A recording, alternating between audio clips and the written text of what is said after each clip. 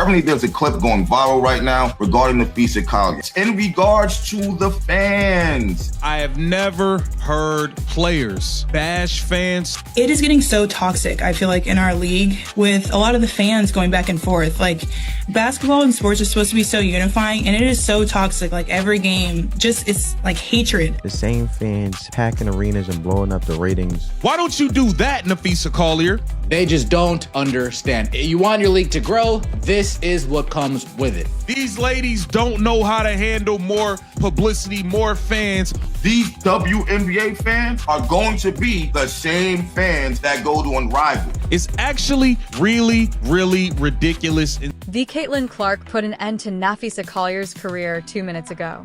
Collier describes WNBA fans as toxic, yet You're actually right. Are the fans the same fans packing arenas and blowing up the ratings, the ones to blame for a toxic WNBA? We have seen a lot of embarrassing whining and crying boo-hoo about fans booing opposing teams' play. Caitlin Clark is stealing the show, packing venues and setting records. In the WNBA, Clark has solidified her position as the most well-known player. Put a 100% for Caitlin in the comments section right now if you're all for her. In a recent podcast, Nafisa Collier described the current WNBA fan base as toxic. It's so toxic, I feel like, in our league with a lot of the fans going back and forth. Like, basketball and sports are supposed to be so unifying, and it is so toxic. Like, every game, just, it's like hatred.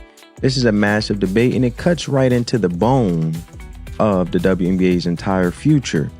She said there's too much hatred in the stands and on social media. Sorry, not to interrupt you. You know what is kind of surprising and disappointing, honestly?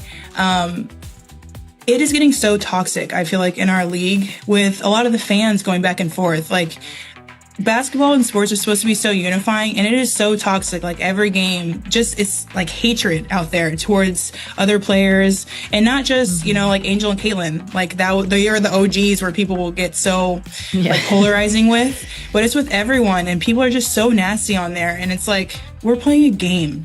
We are playing a game, and you are saying hateful things about players. Like, I don't know. That has been like really surprising. I feel like we're trending in a really bad spot with that. According to her, there is an excessive amount of hate on social media and in the stands. Hide in their little bubble. Now that the fandom, the conversation has finally arrived, they are so taken aback, they are calling it toxicity. Every time Fee speaks, it hurts me, man. It hurts me. Every time she just proves that not only her, but the players within the league are just so separated from reality. Collier says this isn't just about the intense rivalry circling around phenoms like Caitlin Clark and Andrew Reese. Let's break through the clutter, though. Before Caitlin Clark joined the league, Collier and others had never had to deal with what she perceives as toxicity. Genuine attentiveness. You guys said this. You guys said y'all wanted people to come out. You guys said this is what you guys wanted. And it honestly shows the lack of media training that this league had. Before Caitlin Clark arrived, half of the games were empty. Arenas are currently sold out.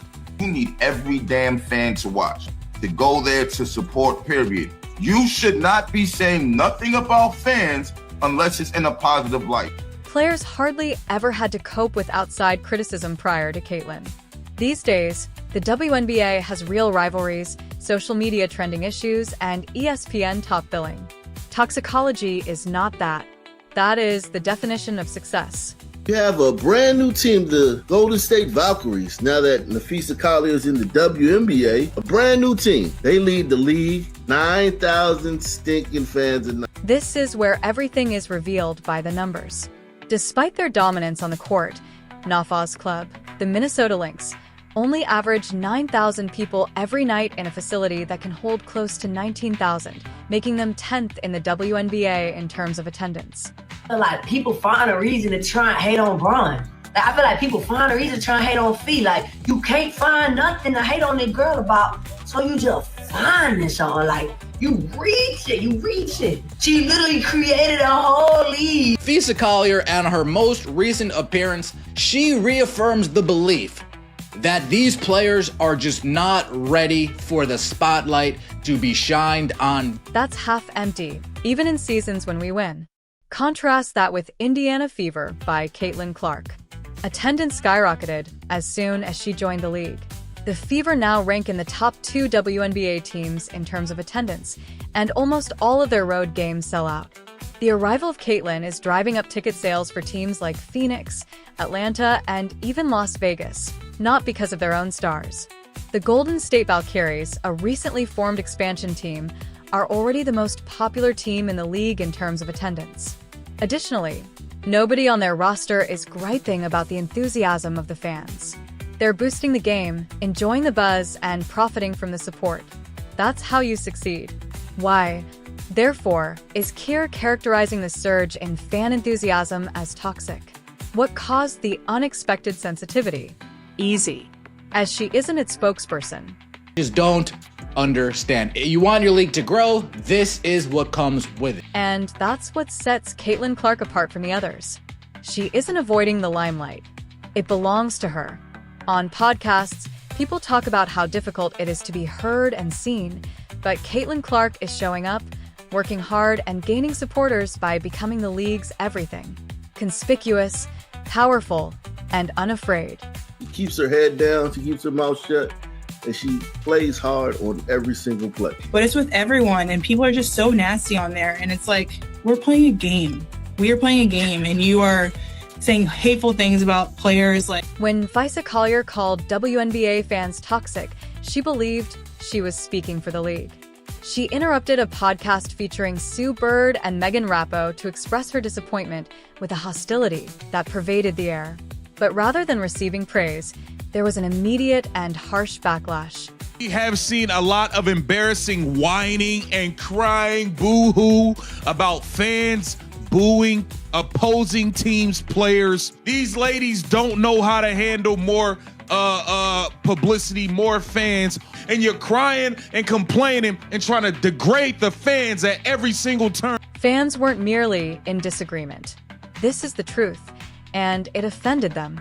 The folks that pack the arenas, purchase the jerseys, and give this league more attention than it has ever had are the same ones she accused of being negative. For those who were at last beginning to take notice, Collier's remarks seemed like a kick in the face. Like that, they are the OGs where people will get so like polarizing with, but it's with everyone, and people are just so nasty on there. And it's like, we're playing a game. We are playing a game, and you are saying hateful things about players like, you suck! Oh my God, that's so hateful! It was perfectly expressed by one fan. You cannot demand respect, sell tickets, and seek celebrity, and then cry when the audience responds. Being an adult is dealing with those decisions and making the best out of them. Not quitting. They quit, retire if they can't handle it. Wait till she finds out what NBA players go through. Yeah, wait until she finds out. WNBA players are confusing hate with regular sports. Sports are like that. It operates that way.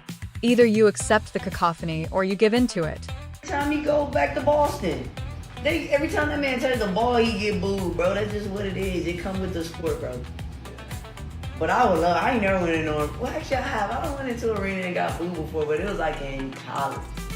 But every time I go, hey, I know if I ever walked into the arena and they booed me, I would have the time of my life. you know what happened? Because I'll be blowing kisses at the crowd. Oh, they'll be mad at me, twin. You know what I'm saying? Like, you're supposed to embrace it. It's not, bro, the fact that fans have emotions and care about the game, that is what you want. And Caitlin Clark is unique because of it. Caitlin is enjoying the limelight, while Collier and others are griping about it. She doesn't flinch when she reads the headlines and hears the alcohol. She reacts in the manner of true professionals. Deserved to be booed for quitting the season on a max contract and forcing herself off the team. She scores 30 points in games while she is on the court. She uses a one-deep three to silence entire arenas. More than any podcast, she lets her game speak for itself. Fans are pointing out the unfair treatment of Caitlin Clark, who is advised to toughen up when she is shoved, elbowed, or fouled hard. However, it becomes a crisis when seasoned players like Nafisa voice their displeasure with supporter noise. Williams and Tisha Heidemann to say what gotta be said. This is great. Let's take a look at what the stud buds had to say. Well, how you feel about the Indiana people booing DB? I mean, I feel like me and you already talked about this. What we said. I don't feel like they booing her as a person. Maybe they just booing her because she cold and they left her and she left 18. And now it's poisonous. Why is it just an issue when the old guard isn't favored? Former WNBA players also had something to say. It was said bluntly by Courtney Williams and others. She ain't cold, but she's getting booed because she left the team. You guys don't think LeBron James got booed when he went back to Cleveland? Sports are involved. When someone jeers at you, you handle it. They reminded everyone that when LeBron James departed Cleveland, he was jeered.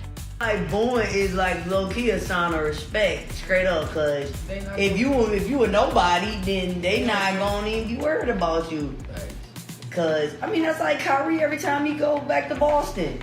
Every time that man touches the ball, he get booed, bro. Every time Kyrie Irving touches the ball in Boston, he is jeered.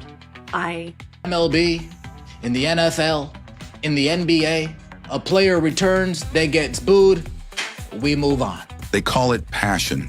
Never complained about toxic fans then. Never. Like the professionals in the other sports do. NBA luminaries, NFL pros, and MLB players are all jeered. However, none of them refer to it as hate. On here with Megan Rapinoe and Sue Turd. So the questions are going to be loaded. The tenor of the conversation is going to be super woke and whiny and finger waggy and preachy, but you still did it, Nafisa. Like Nafisa, you went to UConn, right? Y'all play in Gamble Pavilion. That place is a hostile environment. WNBA and the players within this league are not ready to be treated like professional athletes. They refer to it as passion. Nafisa Collier is jealous. They wish their fans would show out like that. And leagues are sustained by that desire. The entitlement is the issue, not the fans. Stop fucking trying to tell a fan how to be a goddamn fan. Collier grew up in a time when there was little criticism, few fans, and little input. However, this WNBA is new. It's louder, dirtier, and more energetic because of Caitlin Clark, and some players simply cannot handle it. And that's precisely why Kier's remarks backfired rather than merely missing. She revealed a widening gap rather than mobilizing support.